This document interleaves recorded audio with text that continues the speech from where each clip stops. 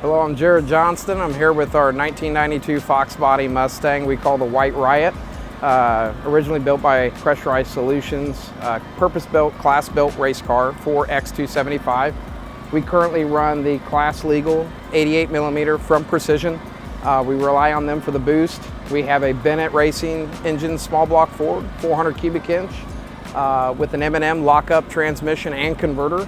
We are currently still trying to dial it in. Right now, personal best has been a 420 at about 173, and we're looking for more this weekend. We've made some changes with the converter. We've relied on KBX Performance to help us with tuning, along with the Preston brothers, and we are looking to get this thing in the teens this weekend and hoping for a personal best. We've been racing this car from the showroom. This car went straight and got a cage put in its subframes. It's an original Florida car, actually. And my father had this car. I started racing it around 2007.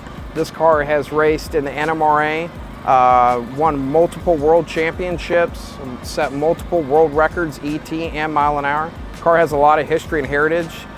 We took a little bit of a break. Our last championship, we were the 2015 X275 world record holders and world champions at that time.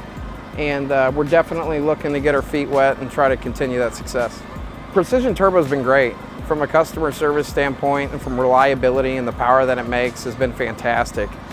When you want to run with the best, you got to have the best, and that's why we rely on Precision. Horsepower, I'd say it probably makes somewhere around 2,400 is probably what this makes. And you're in this class, it's really hard. It's not just everyone can go out and buy an engine combination or a setup for this class. It's all small block for the most part related, unless you're running nitrous. You're very limited. And that's why when it comes down to making power for weight combination and class racing, we've always stuck with turbos. It's the most efficient power adder known to man, and have always served us very well in the past.